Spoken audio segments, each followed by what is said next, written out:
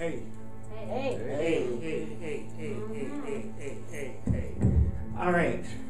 I'll take y'all into a very deep trance. And I order you that when we finish all of this, you'll forget most of what you heard. Yeah. I'm going to control you. So take a breath right now. And close your eyes, if you don't mind, so we can get centered in a way of mastery.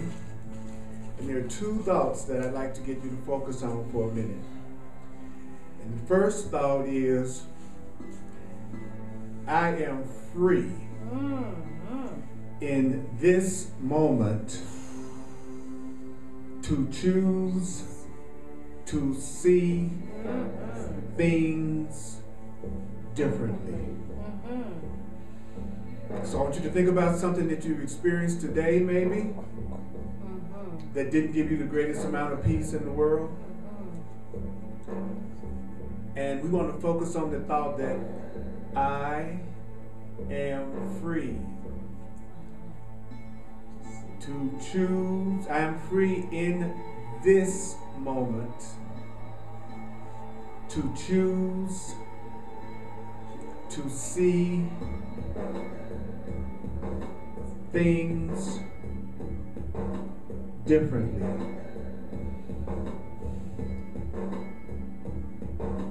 I am free to see things differently. I am free to see things differently. I am free to see things differently. I am free to see things differently. I am free to see things differently. I am free to see things differently. I am free to see things differently. I am free to see things differently. I am free to see things differently. I am free to see things differently. I am free to see things differently. I am free to see things differently. I am free to see things differently. I am free to see things differently.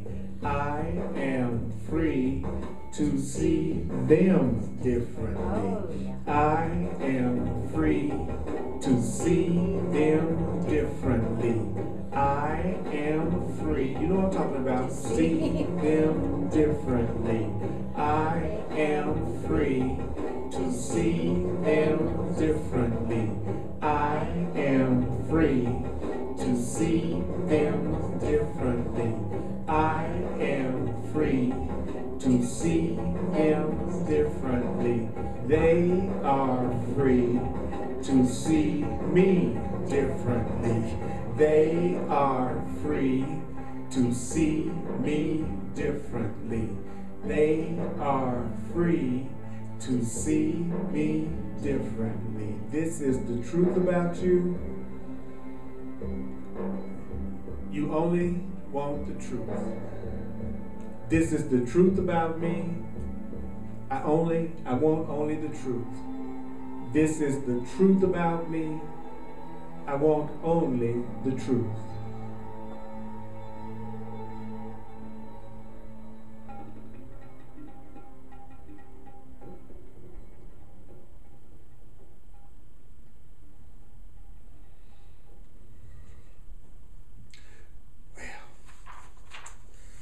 Welcome to the Way of Mastery. The Way of I've been reading this book. I've been reading this book, and this book continues to blow my mind. I'm going through it again, and it just, every time I go through this book and I read this book, it takes me totally and completely into an altered state. It's got some of the most incredible stuff in here that I've ever read next to the Course in Miracles. Both of those together. It's the best combo that I've run across in a long, long time. We're going to be on page 254 if you have the book. And it's this paragraph that starts out with, in allowance, you cultivate the very quality of forgiveness. In allowance, you cultivate the very quality of forgiveness. And so I'm gonna go through as much of it as I possibly can, and then we're gonna open it up for any kind of question or discussion. And I can see that the way of mastery isn't scaring anyone away, and that's really good to see.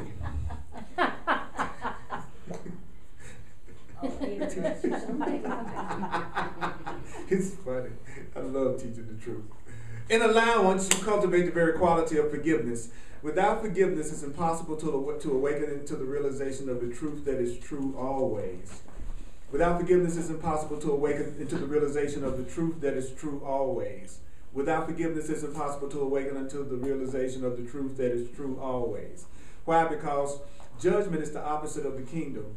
Where forgiveness is withheld, you're literally making a choice to be outside the kingdom, which is the same as saying you're literally making a choice to be outside of love.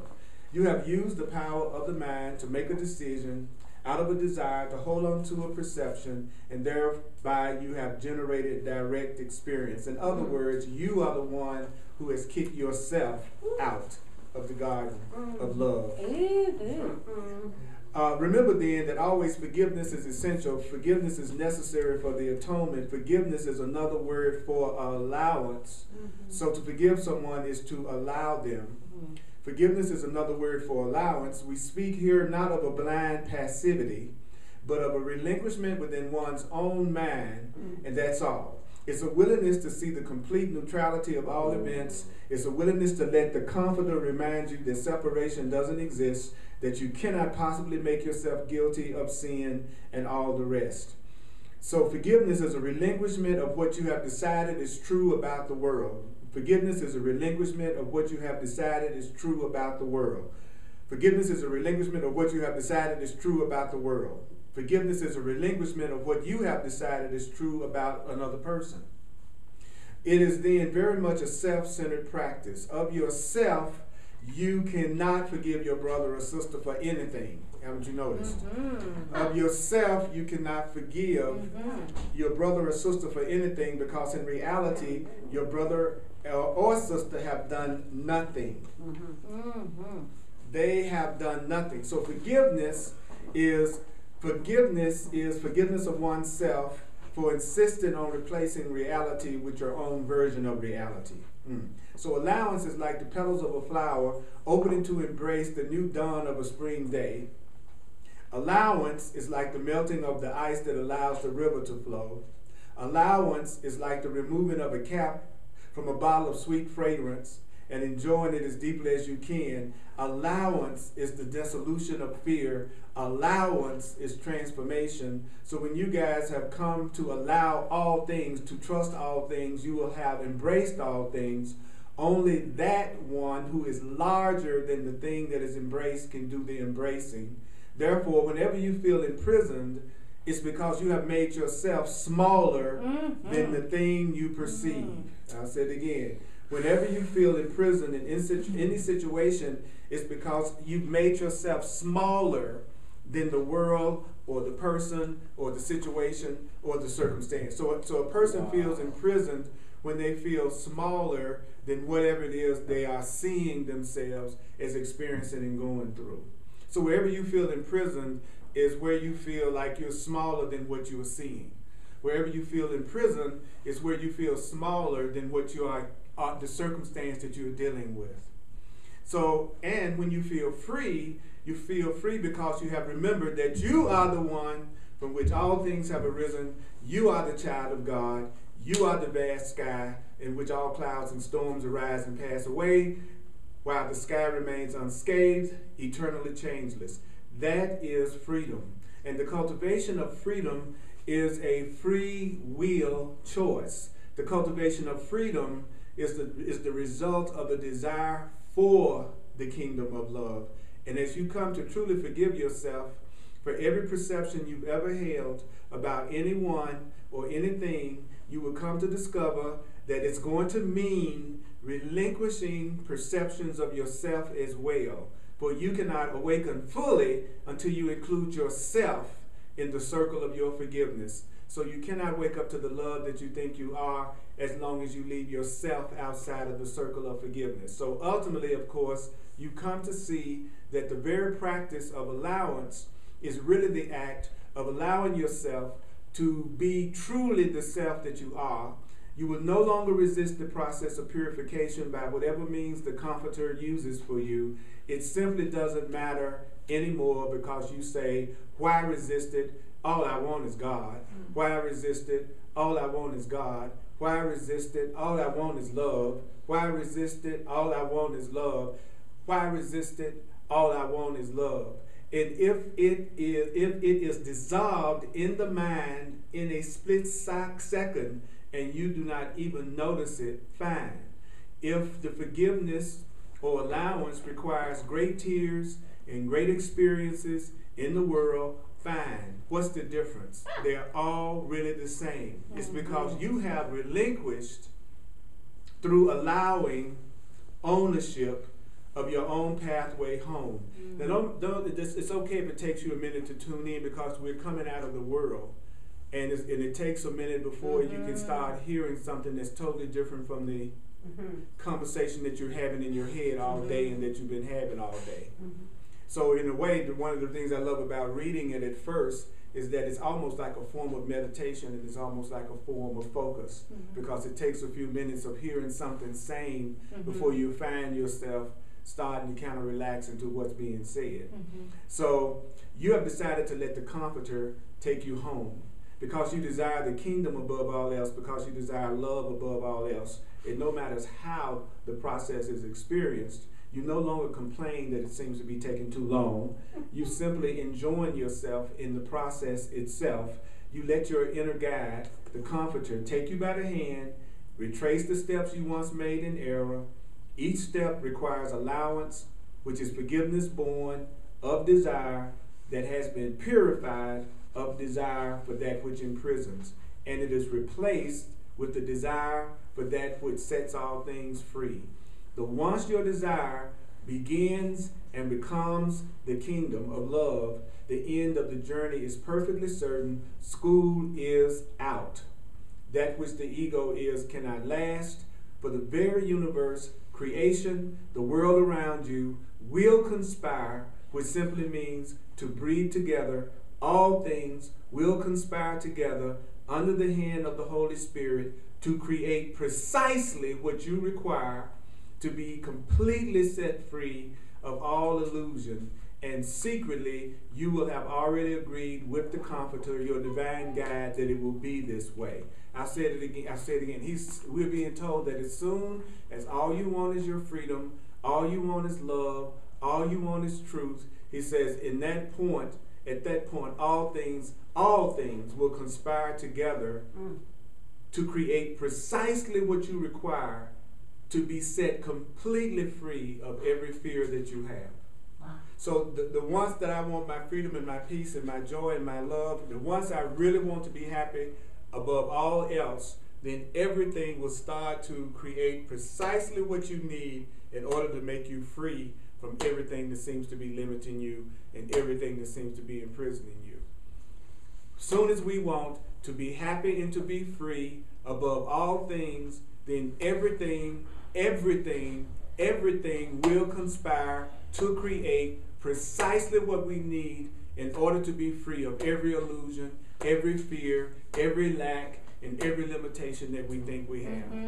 As soon as we are really sincere and truly desire to be free, to be happy, to know love, to be in the kingdom, and we're not kidding around, we sincerely want to be free, at that point, we are told that everything in the universe will conspire to create precisely what you need in your life in order to free you. The people, the situations, and the circumstances that you need to be free from whatever limits you will be created for you as soon as you want God, which is the same as saying you want truth, you want love, you want that which created you above anything else. In other words, I'm not trying to use the universe just to get some fantasy that I want taken care of, or just to get a bill paid that I'm worried about, but I actually want to be free. I actually want to know myself. I actually want to get in touch with who I really am. At that point, it says, all things will conspire together under the hand of the Holy Spirit, which is the part of us that's still in touch with the creative force. It will conspire to create precisely what you require to be set completely free of all illusion. And secretly, the truth is, you will have already agreed with the Comforter that it will be that way. Okay? Allowance then is equally as important as desire. It's just important to allow something as it is to desire it. Most people will say they desire something, but they don't realize they're not allowing what they're desiring. I'm desiring a relationship, but I'm not allowing it. I'm desiring to fulfill my function in the world and realize what my talents are, express it in the world. I desire to have friendship. I desire to have abundance, but I'm not allowing it. So desire and allowance must go together. And most people will say they're desiring something, but the way a master is saying, yeah, but you're not allowing it. You're desiring it, but you're not allowing it. You're desiring it, but you're not allowing it. And then it says, allowance then is equally as important as desire. Allowance is an aspect of that pathway, that foundation whereby Christ, which is your true self, remembers Christ, your true self, and arises from the ego's ashes to walk upon this plane and any plane as the truth that is true always. So, any thoughts, any questions about what we've said so far? Yes. So, I understand what it's saying about, you know, the universe will conspire to bring you these things. However, we've talked about in the past that a lot of times that process is not pretty because the universe has kind of removed those things that are blocking us from getting there. So my mind initially wanted to be like, yes, then the process is over and like freedom is achieved, like I've arrived. But yet there's like a whole lot more that happens in between. Yeah, well, as long as you're here, it's going to be a process of experience more and more and more and more and more and more freedom. More and more and more and more and more and more love. As long as we're here, we're in the process of undoing. And so as long as we're here and we really want to sincerely be free, then everything that's happening in our day-to-day life is going to be created precisely to bring into our experience everything that would really free us. So, even if it doesn't feel that way, right? Right, but the reason why it doesn't feel that way, and he talked about that last week, is the reason why it doesn't feel that way is because we judge the process. And it's our judgment of the process that's making it not be okay. Because think about how upset would you be if you knew that everything that happened today was exactly planned for you to ultimately bring you more joy, more happiness, and more abundance than you've ever experienced in your life. Then you would look back on today, no matter what happened today, and you feel better about it. Right? So the only reason I don't feel good about whatever's happened today is because I'm judging whatever happened today, rather than just admitting to myself that, like what he's saying right now, I really want to be happy, so therefore I'm going to judge that everything that's happened to me today is all part of the divine plan in my life to bring me to the freedom that I really want. Because every event is neutral, it's just the way we look at it that's going to determine how we feel about it. One of the things I'm recognizing, especially I've been doing a lot of one-on-one sessions, and one of the things that I've been noticing, I was talking to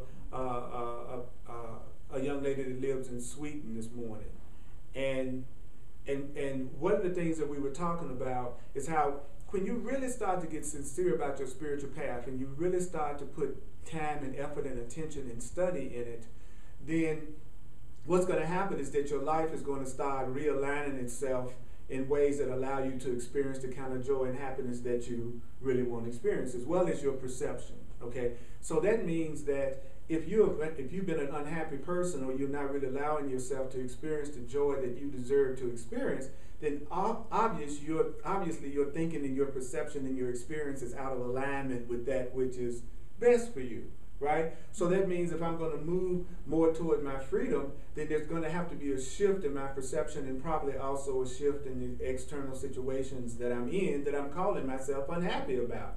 So for us to think that we're going to make the shift without going through some type of transition, change, disorientation, and confusion, because things are changing to move us in the direction we want to go in, is the reason why we suffer. We suffer because we're not judging all changes are helpful. We're judging that the changes are not helpful, even though we weren't happy in the situation that we're upset that's changing. You know what I'm saying? It's like I'm all ready to be in a brand new situation that's more loving, but don't mess with anything in my perception the way it is right now. I want you to keep everything exactly the way it is, but I just don't want to do the suffering that I go through everything being exactly the way that it is. So this is trying to let us know that when you want happiness above all else, which was the part for me that was really powerful. I want God, I want the truth, I want love above all else. He says, then at that point, you start to see everything created precisely the way you need in order to bring you to the realization of who you are. But it's not going to happen because, you know what I'm saying, I'm going to get into God because I really like to take a trip to Hawaii. I'm going to get into truth because I really like to have a new girlfriend. I'm going to get into truth because I want to lose 10 pounds. I'm going to get into truth because I'm having a hard time with my kid, and what am I going to do to get my kid? You see what I'm saying? If my desire for truth is not for the truth and not for my own realization and my connection to source, that is not the same as wanting God and wanting truth above all else. What I want above all else is a temporary fix of a symptom that I've created and a problem that I've created. It's not the same as saying I want God above all else. I want truth above all else. Because if I want truth above all else, then he says, then you will be freed from that illusion, that fear, or whatever that lack is that you think you're going through, or whatever change that you want to go through. So I think that one of the hardest things for us to admit to ourselves is that if nothing's changed, I haven't. No matter how much I think I'm studying, no matter how much I think I'm reading, no matter how much I think I'm affirming, no matter how many classes I come to, if I still walk away and essentially think of everything the way I've always thought of it, and I'm going through exactly the same type of situations, the exact same type of relationships, then at some point I've got to get honest with myself and say I really have not changed my mind about what I really want yet. Okay, and that's not to beat yourself up. It's to keep you from believing that the truth doesn't work. Because the ego part of the mind wants us to believe that this stuff doesn't work. And so it's really, no, I haven't worked it yet. And what would be me working it? Me really wanting my happiness and my freedom and God, which is the same thing, above all else. To get in touch with who I really am above all else. To evolve to a higher level above all else. The Course in Miracles says that to a mind that's asleep and unaware, the only thing that it's interested in is the body's comfort. So if a person is not awakening to their spiritual identity, their life is driven by just the desire to have a more comfortable physical existence. And so they're doing everything just to have more comfort. And so they move toward what gives them comfort, they move away from what doesn't give them comfort. It's almost like amoebas or something. Rather than really being, you know what I'm saying? You just move toward what feels good, you move away from what doesn't make you feel good. There's 2 chairs here. That's right. There's always room for more of me. How you doing? More of me can come in, I'll tell you. Earl. Yes. So I had a question, because when you were saying about things changing, it's weird that you said that, because like for me, like the outside things haven't changed. I still have the same jobs. I still live in the same place. But inside, I am feeling more profound peace and true assurance that I am sustained by the love of God, and that all is going to ultimately work out. And so is that the change that you're talking about? That's the change that I'm talking about. That now, and if you continue with that kind of internal shift where you are feeling peaceful about who and where you are right now, then eventually you're going to also see the physical circumstances around you are going to also shift too. Because you're learning that your happiness is not based on anything outside of yourself. It's really based on the way you're seeing things from within and the meaning that you're giving everything within. And now you're giving things a meaning that sustains your joy and sustains your peace. right? So at that point, it's okay for your physical reality to begin to shift, because you're no longer a person that's thinking that the physical reality needs to shift in order for you to feel good about things. So as long as you think your physical reality has to shift in order for you to feel good about things, then you're actually setting it up that your physical reality will not shift, because that would be supporting a lie, which is that your happiness comes from something outside of yourself and not from something inside of yourself. So you've been working on your inside way of seeing things, beginning to feel better, because it never was those things outside of you that was making you unhappy anyway. It was always your judgments and the meanings that you were putting on everything outside of you that was making you feel that way. Right. Okay, so now it's okay for you to start having the physical manifestations change, because you're no longer deceiving yourself into thinking that your happiness is being generated from anybody but inside your own mind and inside your own heart.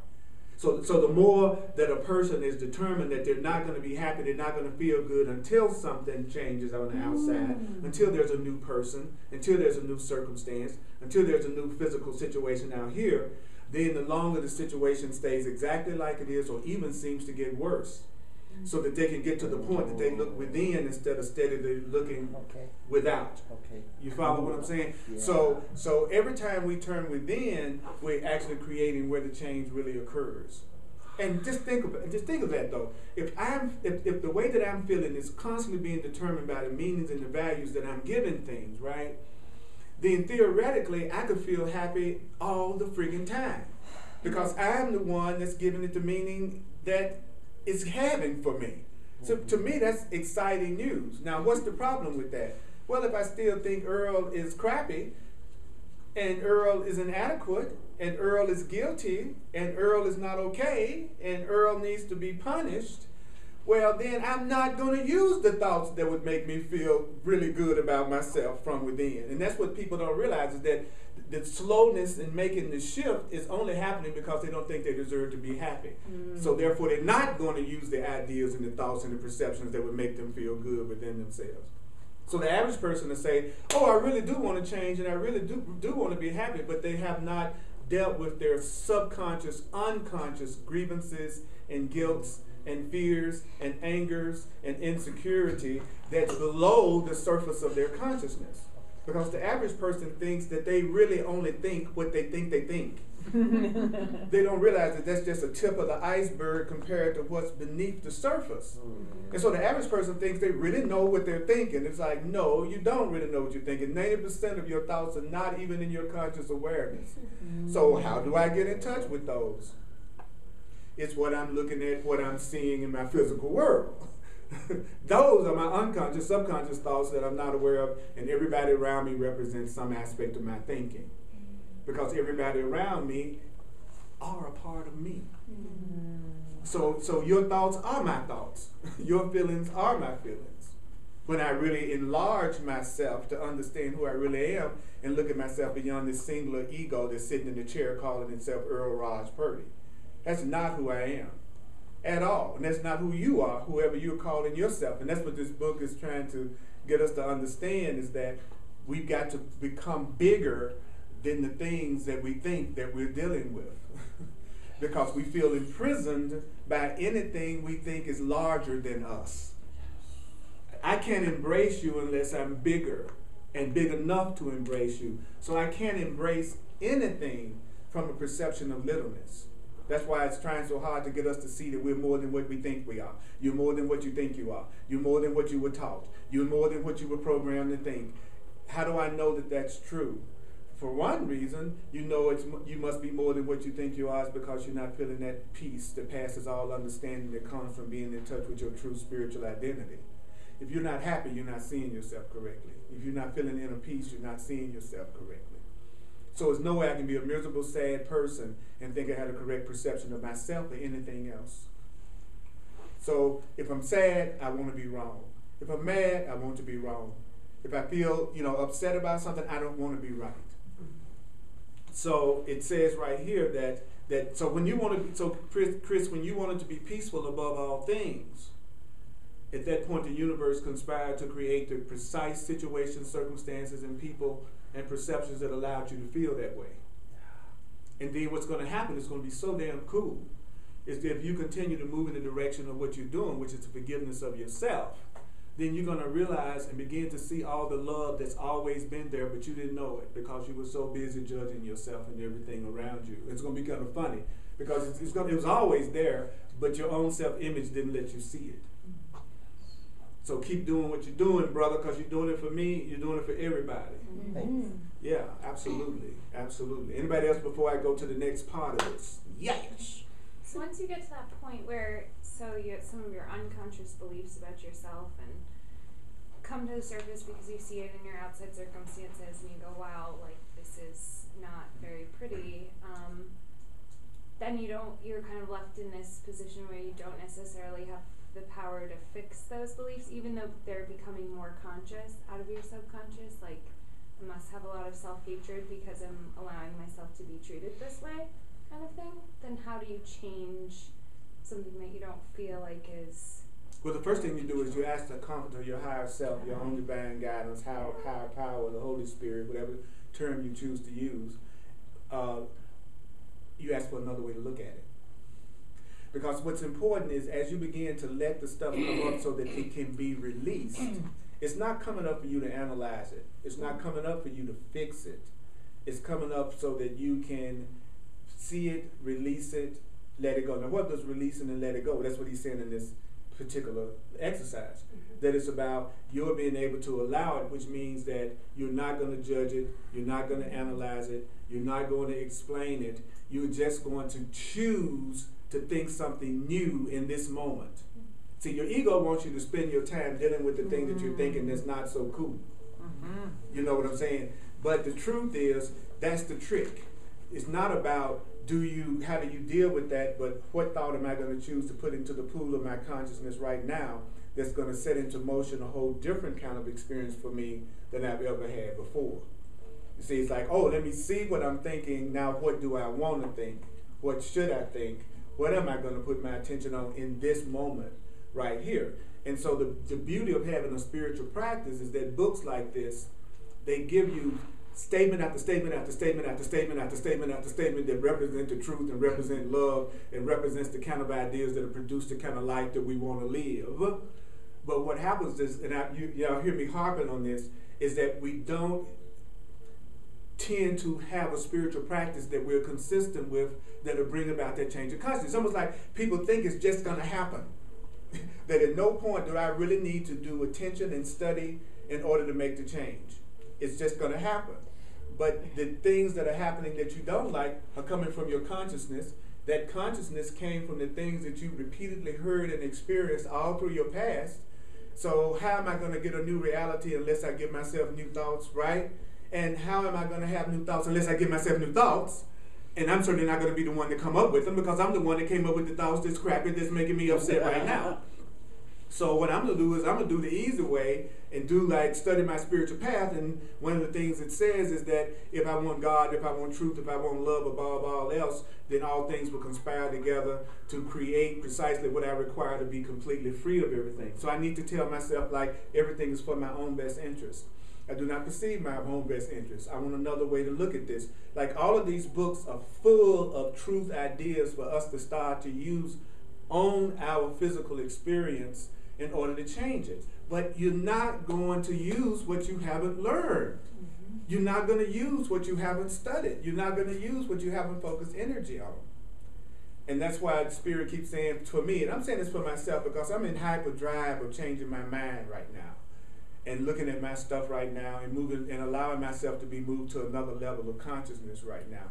And so therefore I am disciplining myself enough to flood my mind with the thoughts that I need in order to have a new perception of the world.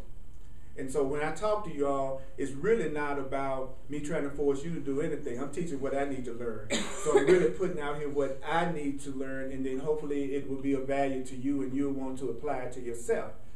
But whether or not you do that depends on how much you think you've suffered enough. And if you don't think you've suffered enough, you're not going to use any information that you're receiving tonight. But that's okay because you will reach your limit one day because there is a limit to pain. And everybody reaches their limit sooner or later. And some people's tolerance for pain is much greater than other people's tolerance for pain. So you're totally cool. I love you, and I'm going to remember who you are for you until you reach your limit. And then when you reach your limit, you're going to do what's necessary to get off it. Thank You know, but while a person is punishing the hell out of themselves because they don't think they're good enough, it ain't a damn thing you're going to say to them. It's going to inspire them, make a difference, or make them do anything. Now, you know you have that little bit of willingness because you're here tonight. You know that there's a part of you that wants to hear something different and go in a different direction, and you wouldn't have gotten in your cars and came over here tonight. So you do have that little bit of willingness necessary to let, he says, the Comforter, the Holy Spirit, your higher self do it. That's another biggie, too. None of these books are saying it's up to you to do by yourself through your own personal wits. They're actually saying, how do you get out of the way so the Spirit can start working through you to get things done to heal through you. That's what I love about it. Amen. Use me. Do it through me. I don't want to have to know every aspect of it in order to have the healing happen through me. That's an egotistical point of view anyway. I don't want to try to heal me anymore. I want to surrender to something greater than my own personal ego. So if you notice all through this section, those of you who have the book, he keeps saying the Comforter, the Healer, Spirit. Not you. At no point is he saying, he said, the only thing I want you to do is stop judging yourself. So that things can start to be done for you through you. Because you're the one that's judging the process and slowing everything down. Because you think you're broken and need to be fixed. Rather than just have everything that's blocking the awareness of how beautiful you are removed from your mind. Because you're already love. You're already perfection. It's not nothing we're trying to put in us. We're just trying to get rid of the stuff that's keeping us from knowing it. It's an undoing that we're doing. It's not a doing. We've already done enough. We've done quite a bit. Yes, darling. Did you have your hand up to say something? Well, I was just gonna add to something that you said, because you said I acknowledge you. I acknowledge you for saying I teach what I most need to learn, and you're not here saying that this is what you should be doing. What I was gonna say is, and if we're connected to the ripple effect that we are when we choose this path of how much it's impacting humanity, like it's not just about us, like the ripple effect of it. That's what motivates me, because it's not just for me, it's for every single human being that I'm doing this for. I love it when you talk dirty.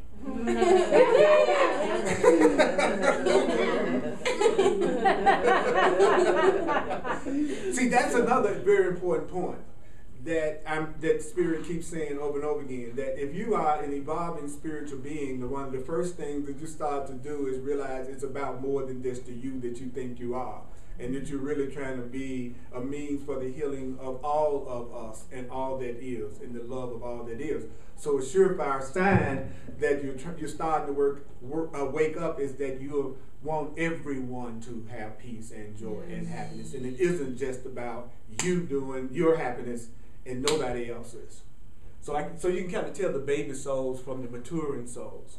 The baby souls are only self-absorbed and want only their toys and trinkets that please them, and they don't care about how anybody else is living or being expressed or experiencing their peace. When you begin to mature as a spiritual soul, you realize it is all you, it is all your mind. There's just this one, whatever it is, and you're a part of it, so it would be kind of to your advantage to want every part of you to be conscious and to have joy and to have love. Because if we're all one, why would I just want this part of me to be happy, but none of you, unless I'm unconscious? And then the Course in Miracles teaches that the Holy Spirit or God, the God force, has no interest, which it really freaked me out the first time I read that. So it has no interest in your personal interest.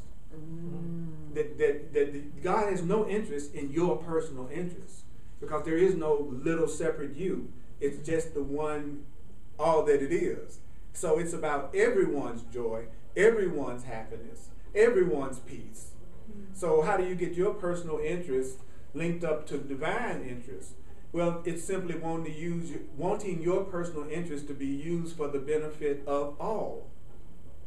So if I love teaching, then I want my desire to teach to be something that benefits more than me.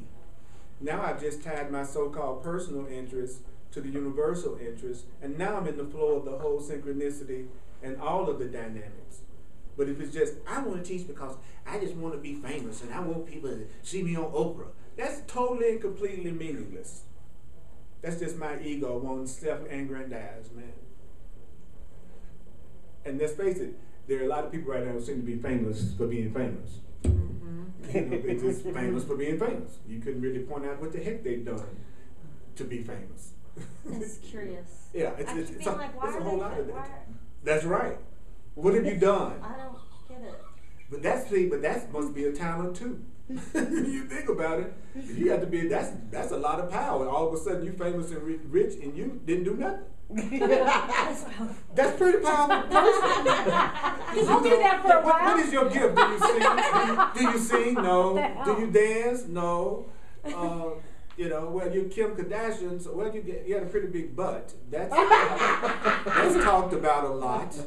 That's pretty. You know, it's like, what are you famous for? I'm famous for being famous. You know. So let's go a little bit. Let's go further with this, because this next section is going to get very specific about your ego, like how to get past the blocks. It says, remember that it's only the ego that will compare and contrast. It's only the egoic mind that thinks about another's path and wonders if perhaps their path is better than your own path.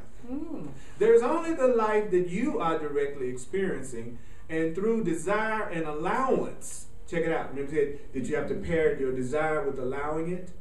It says, and through desire and allowance, that very life comes to be embraced as the very means by which the comforter, your higher self, is dissolving the illusion from your mind. In other words, it is all based on the humility of realizing that the ego cannot awaken itself. The mind that thinks it's separate cannot wake itself up. The mind that thinks it's separate cannot wake itself up. You cannot wake yourself up alone. You cannot wake yourself up alone. You cannot wake yourself up alone. You cannot wake yourself up alone. The mind that thinks it's separate, the ego, cannot awaken itself. That the comforter is that agency given by grace and knows how to bring you home. So it's not me that's going to wake me up. It's my divine self, my higher power that's going to wake me up. Not my ego. It's not going to wake me up. Okay, so the next section is called the most challenging thing that people can hear. Establish a relationship with the comforter. I love how the way of mastery calls our higher self, the God within us, the comforter. You know, establish a relationship with the comforter. And I see that how that even applies to our relationships with each other. What would be a better relationship for me to be in with somebody than a relationship where we're each other's comforter? We are each other's reassurance that love is real, God is real, safety is real, truth is real, light is real, spirit is real, innocence is real. I'm your comforter. I want to be the perfect shelter for you to grow in. I want to be the person in your life that's supporting who you really are, not condemning you, not judging you, not attacking you. I'm your comforter. That's supposed to be our relationship with each other. That we're here to inspire and to encourage each other. But most people get in, not most people, but many people get in relationships that's where it happens least. And that's the person they're most attracted to and most attached to. You know, so he says, I highly recommend that you establish a relationship with the comforter as though it were a relationship with a good friend, indeed the best of friends, until you reach a point in which virtually every decision is given to that mind. Well, buddy, should I turn left or right? You know, it's like God, I have my personal GPS that I call my God positioning system. Okay, that's my GPS. And I see my relationship to my higher power the same way I see my relationship to my GPS. What I like about my GPS is no matter where I am in anywhere in this area, and that I don't know where in the heck I am most of the time with most of the people I know that I visit, if I get in my car and I punch home, it takes me home. And all I have to do is follow the directions that I'm being given. And I don't stop and argue with the GPS when I don't know the way home. But that's what we do. I really don't know the way to pure happiness and joy, but I'm going to argue with every inch of everything that you tell me about how to get there, right? Yeah. And if you make a wrong turn, it doesn't tell you to go back to the point that you made the wrong turn. It reroutes you from exactly where you are. So that means wherever we are, in whatever relationships we're in whatever circumstance we're in right now, today, tonight, we can be directed home from this particular spot. Yeah. So you don't have to try to prepare yourself for God. You know, Spirit would meet you where you are. Thank God. We are of the mind that we've got to get ourselves ready. Then Spirit will love us and nurture us, because that's the way we do relationships. I'm not going to love you until you do a certain thing, or you act a certain way, or you are a certain way. So we think our relationship with our Creator is like that too. But we've got to prepare ourselves, make ourselves perfect. Then Spirit is going to support us and is going to help us. That's the way we love. That's not the way God loves. We're taken from exactly where we are, with whoever we're with, whatever we're thinking, whatever we're believing, and we're led to the love within us from that particular point. Thank goodness, right? So this section is saying I have to develop a relationship with my divine self like it's my friend, like it's my best friend who knows the way, and then I'm constantly asking it, what should I do? And so it says, you relinquish ownership of your life. It is only the ego that thinks it can possess life. Spirit knows that life possesses it. That is, life has birthed you. The mind of God has given rise to you. You are God's. You are not the owner of life. You are the recipient of life. Yeah. I said that again. Did you hear that, Raj? You are not the owner of life. You are the recipient of life. Would you then think about this? We think we're separate, right? And we're really that vital life force that's functioning through all of us. That's who we really are. We're not really the bodies. We're really the life force that's functioning through the body. And the way we could quickly know that we are all that one life force is that if for some reason all the oxygen was cut off in this room right now, all of us will fall out on the floor. Not one of us, not two of us, all of us would, because we're all using that same breath, that same life force. So we must be whatever that is, and we're all living off of the same whatever it is, and all you have to do is take it away from us, and we all fall on the floor. So it's a complete illusion that we're different. That's just a game we're playing. But then we don't even let ourselves enjoy the game of appearing to be different while we're the same. We judge each other for the differences that we're supposed to be enjoying. If it's 15 different people in here, it's supposed to be 15 different ways we having fun. It's supposed to be 15 different ways we experiencing joy. It's supposed to be 15 different ways that we're getting off tonight, instead of judging the way each of us does it. Right? It's like this should be 15 times the opportunity to enjoy ourselves. But I'd have to not judge you, and I'd have to let you be yourself, and I'd have to not put a script on you, and I have to want to be a safe place for you to do it, because once you feel safe, you're going to let me see a side of you that nobody sees. And that's what I want to see, not the representatives that's sitting in the chair. I want to see the real people that's behind the representatives that y'all have sitting in the chair looking at me. It's your representative that's relaying the message to you. Right? This is your representative. Now, your representative is filtering everything that I'm saying and telling you what I'm saying. That's what the ego is. It's the representative. It's the part that's filtering everything to give it to me. Yeah. So it says, would you then be willing to make the decision to become the grand, I love this. Would you be willing to make the decision to become the grand master of allowance? I want to master allowing all the good stuff that could possibly happen through me and to me to come into my life. I want to be the master of allowance. That's what I'm going to put at the end of my name. Earl Purdy, MOA. Master of allowance. He says you can begin with the simplest of things, such as, I love this, I allow this toothpaste to taste exactly the way this toothpaste tastes. With no complaint. It just is as it is. That's powerful. I allow the weather this evening to be exactly the way the weather is this evening. I allow all of you to have exactly the clothes you have on this evening. I allow all of you to sit in exactly the positions you're sitting in, thinking exactly what you're thinking, acting exactly the way you're acting. I allow this carpet to be on this floor. I allow this iPad to be in front of me. I allow this microphone. I'm a grand master of allowance. I'm allowing the light to be light. I'm allowing this church to be here. I'm allowing me to be here. I'm allowing me to have all my feelings, even the ones that are not the best dressed feelings. I allow, I allow, I allow, I allow, I allow. And he says allowance is another word for forgiveness. When you're allowing, you're forgiving. Why am I mad at my son? Because I'm not allowing my son to be the way my son is. Why am I mad at my mate? Because I'm not allowing. Why am I mad at my mama? Because I'm not allowing. Why am I mad at myself? Because I'm not allowing. Why am I upset about my weight? Because I'm not allowing. I want to be the grand master of allowance. And so it says, it is if it is the changing of your seasons, would you be willing not to lament the end of summer and the coming of the fall? Would you be willing not to go, oh, dog, I hate the summer's about to end, and here comes that ice and snow in Denver. Right? Here I am, I'm not allowing a season.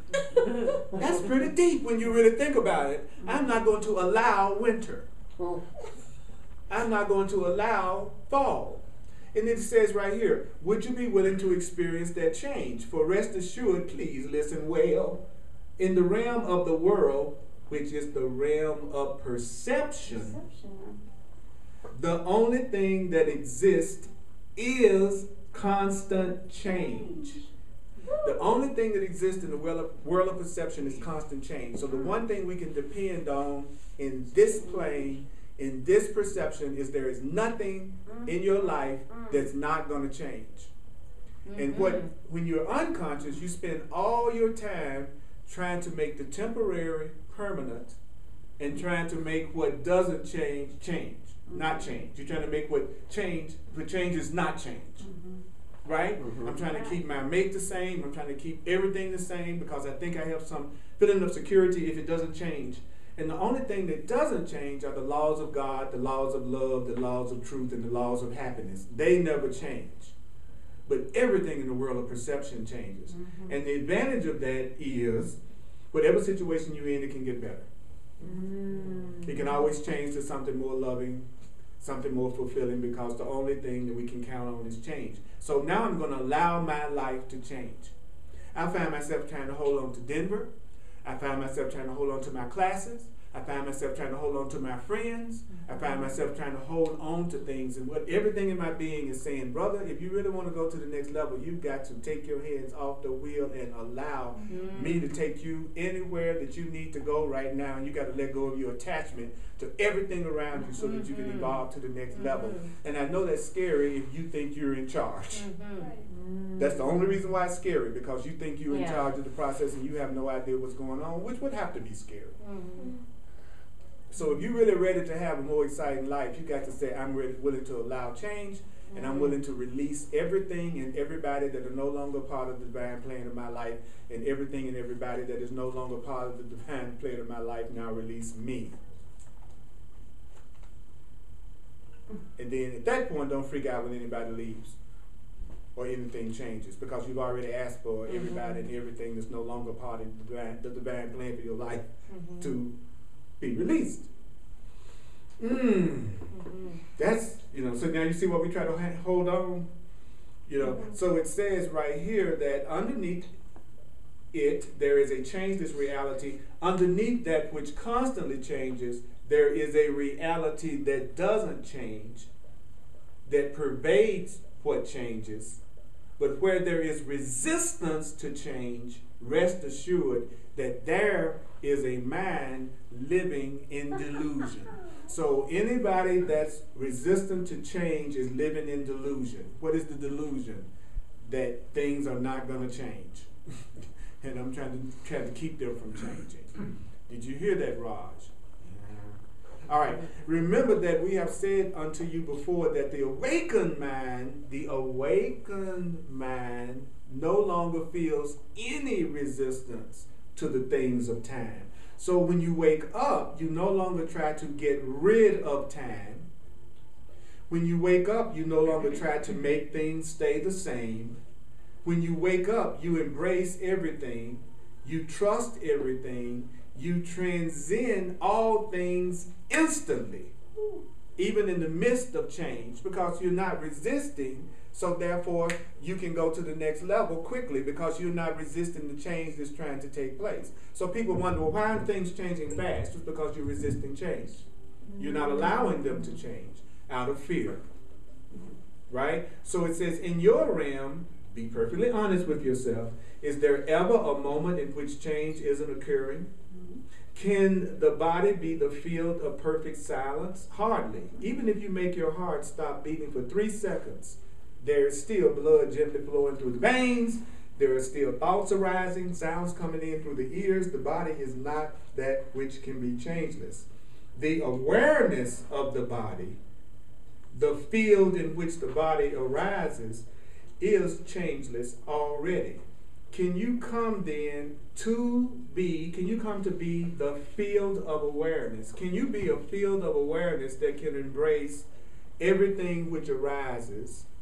Can you embrace everything that changes? Can you embrace everything that passes away, yet not feel any obstruction in embracing and dancing with those things? Can I enjoy it as it's changing and let it keep changing and let it come, experience it, and let it go? Let it come, experience it, and let it go. Let it come, let it experience it, let me experience it, and let it go. That's not what we do. I let you come, I grab you on for dear life, I never want to let you go, and I try to imprison you. Then the next thing comes, I grab it and I try to hold on to it. Then the next thing comes, and then I try to grab hold to it. I don't want to experience you and let you go. I want to experience you and keep you. I want to keep every experience that I have. So it's asking us, would you embrace that things could come and that things can change and it can pass away? And can you dance with it? Can you enjoy it? Can you let yourself enjoy it? Or are you trying to hang on to everything that you enjoy? As a musician, one of the best analogies that I've ever experienced was this one. As a musician, if I played a note and I was not willing to let that note go to play the next note, I would never play a song. Your life is a song. You are hanging on to one note. And if you want to enjoy your life, you got to let the other notes come. And those other notes may even appear to be other people, other situations, other circumstances. You know, could you imagine getting ready to play a song and I just go,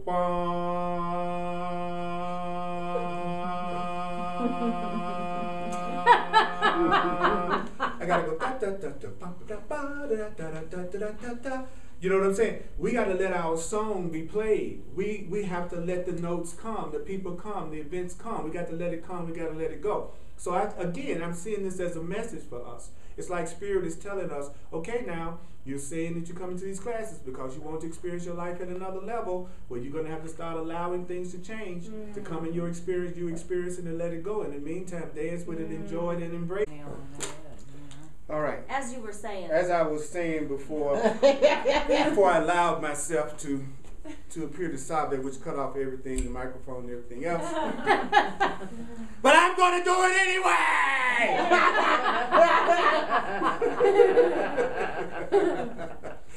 How's that for not resisting? How's that for being a demonstrator of what I'm talking about? Because I've learned over the years that where I create the most opposition in some ways is where it must be something I really need to hear. And I want to make sure I hear it again. All right, so what do y'all think about that whole idea of letting things come and experiencing it and letting it pass, but at the same time completely embracing and dancing with it? So let's do a little feedback here. What are y'all thinking about what we've said so far? Any questions or comments? Well, Earl, I find myself like in times like allowing more and more, but if I were to be rigorously honest, there's still times where like things come up and I don't want to dance with them. I'm like, no, you know. Right. Right. Yeah, like the thing going on. Right. Yeah. But I find myself more and more and other times, allowing. That's but right. still, I still got a way to go Right. with allowing the whole thing. How much would you enjoy? How would you care how long a journey took that you were enjoying more and more all along the way? No. Thank you. That's what you're on right now. So don't worry about how long it's gonna take. Yeah. As long as you're allowing yourself to move more and more toward embracing the joy and the love that's available to you and your experience. I mean, we chose to have this physical experience. Out of every place in the universe of universes, and all the dimensions of being, and all the planes of being, we chose to be here with each other tonight. You ever think about that? I mean, out of all the places we could be, Right. we all chose to be here tonight. In the whole universe. And so this is telling us, why don't we know we coming together, we experiencing each other, and we're going to pass on. So it's saying, why don't we embrace each other? Why don't we dance with that energy? And why don't we enjoy that energy? Because we'll never experience it exactly this way ever again. Right? So rather than enjoying you, I'm thinking about what happened with my boss today that upset me, which takes me completely out of the now moment and keeps me from enjoying the love that's available to me right now, which is what the past and the future focus does. It keeps us from experiencing the point of power that we're experiencing right now. And I want to stay more rooted in the present. Yeah, so you're doing great. It's all right. We all do that. Yeah, brother. When you're saying sing that same note, you're singing the past. I'm doing what now? When you're saying singing that same note, Mm-hmm. you give the example, you're singing the past. Yeah, and I'm not allowing myself to let the past go so that I can experience the Not present letting it moment. go. Right. The present moment, every present moment is going to be a new note. Every present moment That's is your every note. present moment is a new note. I've been doing, you and I have been doing a brand new song today. You've gone from one experience to another perception, to another perception, to another experience, to another perception, to another perception, and you didn't try to hang on to every single thing that happened today, and that's why you're sitting here, right? But what we do in relationships, we don't do that. That's to me, that's the place that we make the biggest distortions and errors, is in the way we deal with special relationships. We will not allow them to be a new song. Those are the things that we try the hardest to keep exactly the way we think that we want them to be, whether we're enjoying the song or not. You're not saying change relationships every time. Change the. No, I'm saying Change. allow them to come. Allow them to come. And allow yourself that to embrace relationship it. to evolve. That's right. Don't worry about what you did yesterday. Let's do something No, different Ken, today. in each moment, there's only two things that's happening in each moment according to the Course in Miracles, which is you have an opportunity to show people who you are and what they are to you. Like that's all we're doing all day long. We're getting the chance to show up as who we are, and then show people who they are to us. That's what we're doing. I'm showing up as who I am, and I'm getting the chance to show you who I am, and I'm also showing you who you are to me, which are beings that I want to exchange love with, I want to exchange the truth with, that I want you to recognize your innocence, that I want to have the experience of you, embrace you, dance with you, and let you go. And then see who else comes into my experience for me to love and embrace, and then to let go. And then I'm in the dance. Then I'm in the song. Now I'm allowing. But fearful minds can't do that. They can't let something come, experience it fully, let it evolve and change, and then let it pass if it wants to pass, and then embrace the next thing. We almost think we're failures if we don't keep a relationship with one person a lifetime. And the Course teaches that is so rare that that's not even a realistic goal, to think that every relationship you form with somebody is supposed to last a lifetime. That's one of our errors. And then we think we're failures if we don't have relationships that last Because we a create lifetime. that meaning in our culture. We created that meaning in our Yeah, we culture. did. So you got a bunch of people walking Create around believing that they're failures in relationships, and they're really being natural in relationships. They learned as much as they could from each other at the time, and then you appear to separate. And then the next person comes into your experience that you can learn your next lesson in love with. And you learn as much as you can with them. And then some relationships will seem like they last a lifetime, but that's not the norm. That's actually the exception.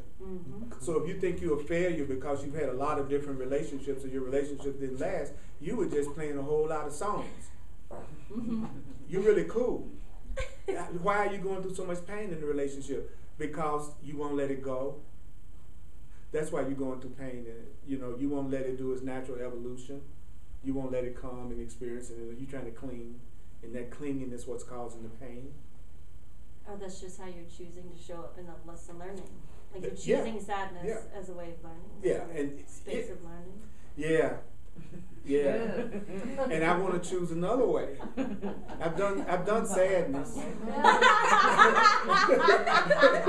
I've done crazy. You know, I'd like to try sane now. How about you? Haven't y'all all done crazy? Yeah. Have you noticed that there is a direct correlation between the craziness and the insanity of the relationship and the passion you feel? You ever notice that? That sometimes the person you feel the most passion for is the person that's either most unavailable or the one that you're not happiest with? But as you begin to love yourself, it changes. As you begin to love yourself, you start to be more attracted to what's available, what's kind, what's loving, what's supportive, and what's nurturing. When you don't love yourself, you're not turned on by people like that. You're turned on by what's the challenge, what's unavailable, and what's judging and attacking you. Because they're reflecting back to you what you think about yourself. So what am I going to do? I'm going to allow that there's a part of me that doesn't completely love itself yet. I'm going to allow myself to feel that feeling, but I'm not going to let that part of me direct my actions if I can help it anymore. I admit it's there. There's a part of Earl that doesn't love Earl, and it tells Earl crazy stuff, and I'm going to let it talk, and then I'm not going to use its advice. I'm not going to spend all my time trying to make sure that voice isn't there. I'm going to stop using it as my advisor, not spend all my time trying to get rid of the me that don't like me. It's really about me allowing it and not using it as my guide. So, okay, I just got an aha moment, because when you were saying that, that's where not taking the voice seriously comes in. That's what I'm talking about. That's where not identifying with the voice. There you go. That's it. That's where, like, where he's saying before, aha, I see I'm doing that again. How interesting. Yeah, like exactly. Like you're supposed to go, oh my God, I'm calling myself a low-down dog again. How interesting. And then don't use it as the way that you're going to guide yourself to guide. But most people, they think it's about, well, I never should feel bad about myself, and I should never say anything bad about. So they all day long they're battling with the thought instead of going, I'm watching my thoughts. It's an odd parade that's going by. Wow. But no, we grab it, identify it, judge it, put it up here on the shelf so we can come back later and analyze it. And before we know it, we got a whole library of crap that we're turning around and we're studying and we're talking about and we're analyzing. Let me pass this around the contact list. Remember, I video all these classes and send them out to my email list so they can look at them again if they want to.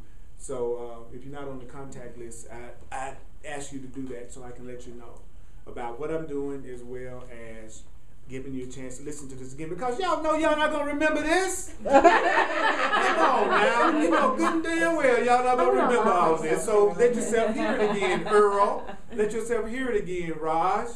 That's what I'm saying. You got to stalk your own ego.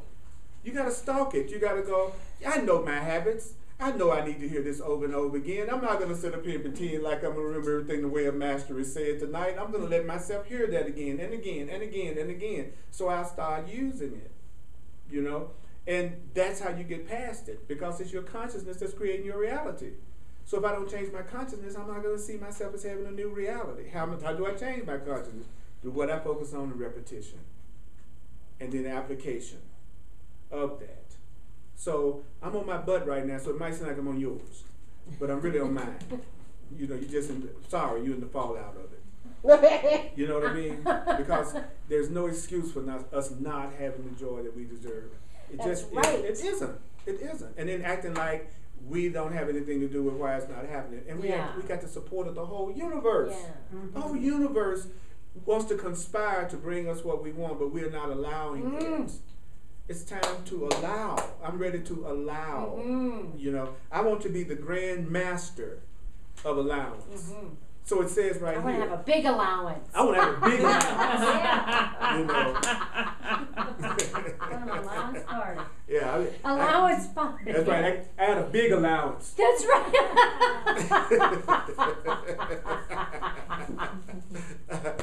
So, for the mind that is free from the illusions of death, is that very mind that learns to dance with death.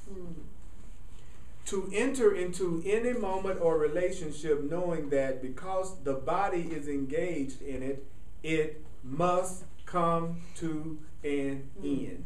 Anything the body is engaged in will come to an end. So we know we are obviously, everything we do is something that the body is engaged in. We think we are engaged in the body.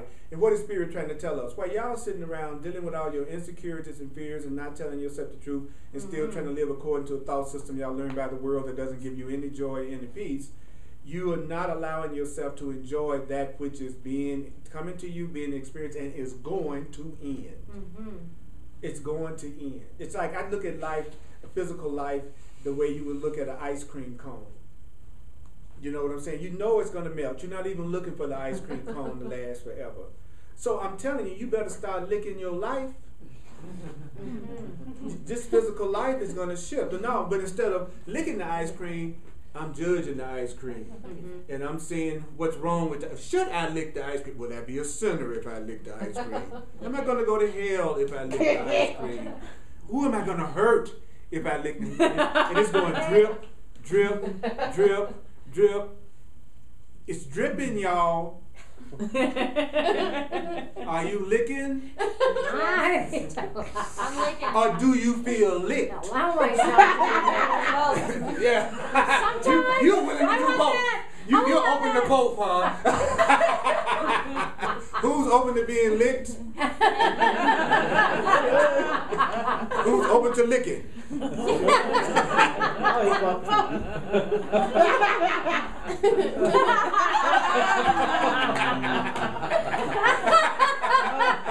Universe, is that enough allowance for you?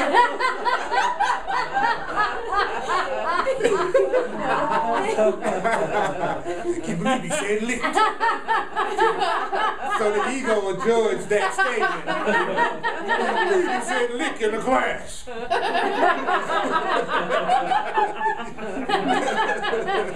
Why? Because Spirit just told us what? If the body is engaged, what?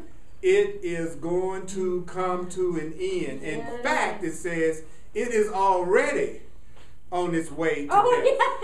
Yes. You already, your physical body is already on the way to death. There's a part, not you. You are not on the way to death. Don't confuse the two. There's a line in here that he said that was one of the best. How did he put it? He was saying like your life is like a leaf that's fallen from a tree. From the time you were born, it was like this is you in physical experience. And are you going to free fall and enjoy it, or are you analyzing the fall, fighting the fall, judging the fall, and not letting yourself enjoy it? Because if it's a free fall, there's no effort. That's what I love. That's what I loved about it. It's like if it's a free fall, there's no efforting. So if I'm efforting, I'm resisting. And if I'm resisting, I'm not letting myself experience the joy of the fall, literally. So it's time for us to enjoy the ride, the physical ride, before the physical ride comes back to the place that it began. But the idea of sin and guilt keeps us from enjoying the ride because we're too busy judging, am I secure enough? Am I valuable enough? Does anybody love me? Am I okay? My mama dropped me on my head when I was 3 years old. Nothing's gone right for me since. And I got to get that fixed. Leaf falling. Leaf falling. I could be enjoying my fall, my free fall, but I'm mad at my daddy. And I just really got to deal with the issues around me. Free falling. Free falling.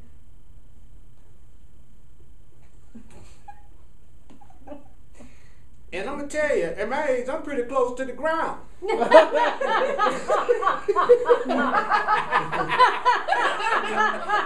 pretty damn close to the ground. I was pretty close to the branch at first. Now it's like, man, you better draw that last 2 feet.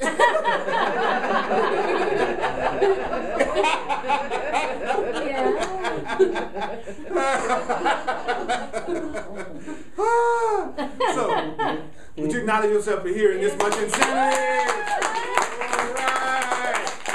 All right, this much sanity.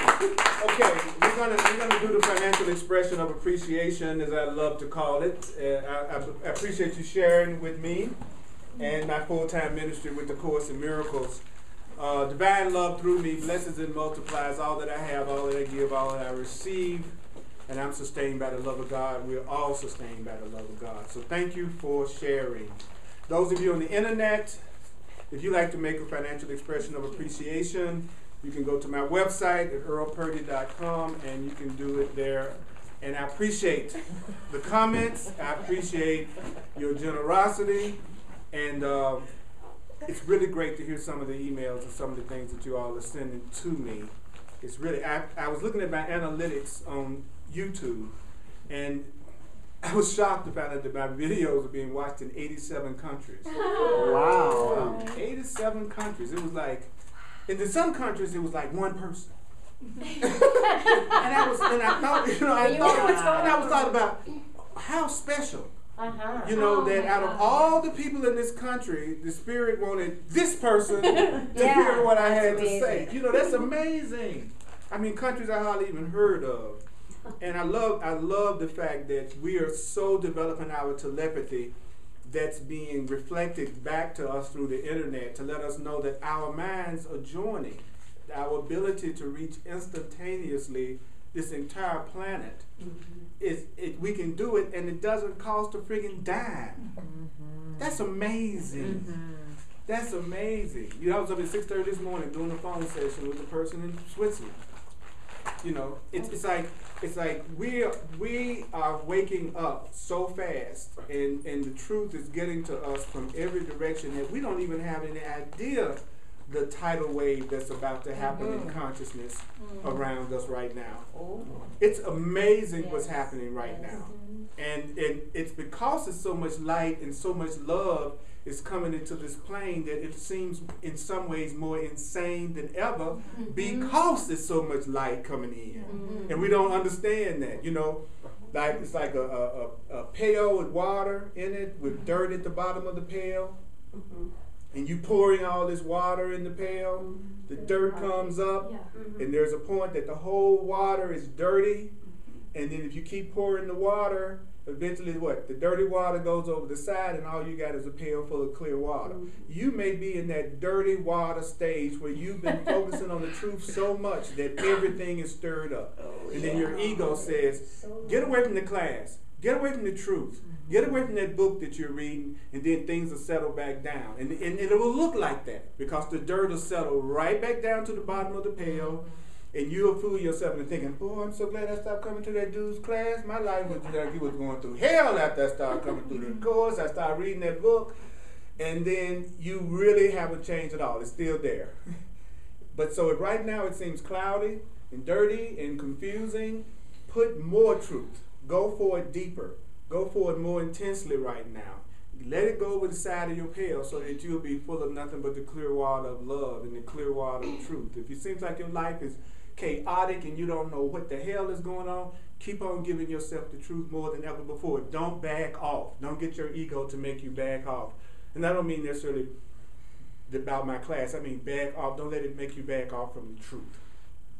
You know, because if things are stirred up, that's a good sign. That's not a bad sign. That's a good sign. That means you finally started to impact yourself. But many people think the spiritual path is going to be all joy and fun every second. And if it's not, then something must be wrong. No, if you're doing it right, things are going to come up to be released. If you're really doing anything, you should get disoriented. If you're really hearing what's being said, it should make you go, man, what the heck is going on?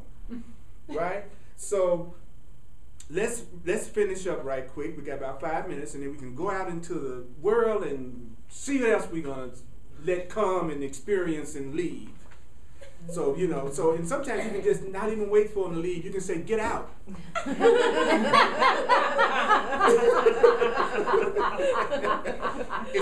I'm all for change. Get the hell out of here. I'm not trying to hold on to this anymore. You know, and I've been too attached. I can see where I'm too attached. I can see some things that I've been really attached to because it's been so good. See, that's an attachment you have to be aware of too. You know, it's so good you don't want to let it change. You want to keep it just the way it is. Yeah.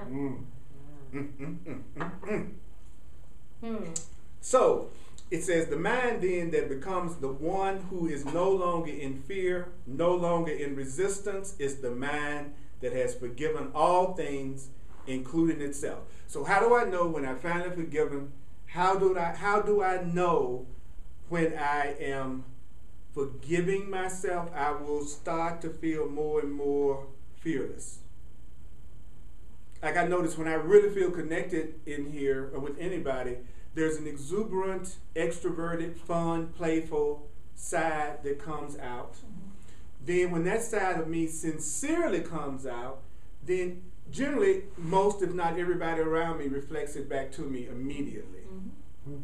You know what I'm saying? It's like it's infectious. It's like we playing a note and then we all on that same chord for a minute. You know, I've been in workshops and conferences where everybody was like really, really quiet and looked like and really, really conservative.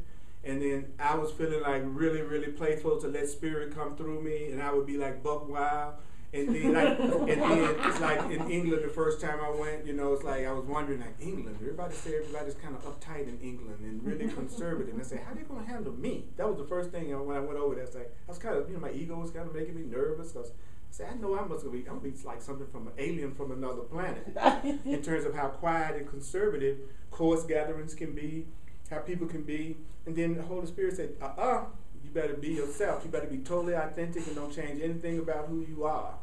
And just, you came here to give and receive love, so you just love the heck out of everybody, and you be yourself, and you let your light shine, and trust me, I'm in you. And so I looked at everyone, and I saw myself as one with them, and I took a minute before I started talking, and I looked at everybody in the room in the eyes, you know, and then I just let it go. I just let it rip, you know. And then by the end of the conference, everybody was bumping their booties up there. You know, they was like coming up to me saying, thank you. But a few people said it was crying, like, thank you so much. I thank you for letting me release myself like I'd never released myself before. They were quiet and conservative when I was quiet and conservative.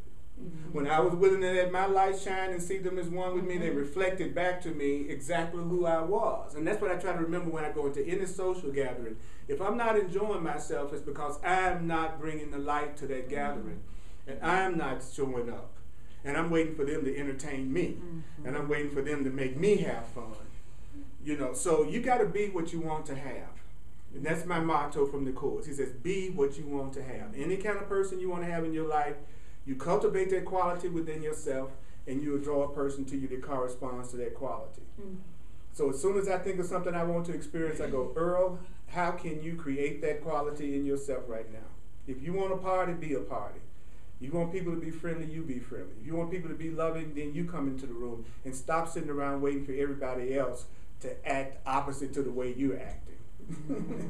And I went, okay, thank you. So let yourself have that experience, dance with it, embrace it, let it go. Then let the next beautiful experience, because remember what we heard at the beginning of the evening, that the once you decide you want God above all else, you want happiness above all else, you want joy above all else, what did they tell us? That the universe was going to conspire, right, to create exactly every situation and every circumstance that would allow you to release every fear and every unhappiness that you think you have. And that's what we deserve. That's what you deserve. That's all I want for you. Period. All right? Yay. I love you. Thanks for coming out.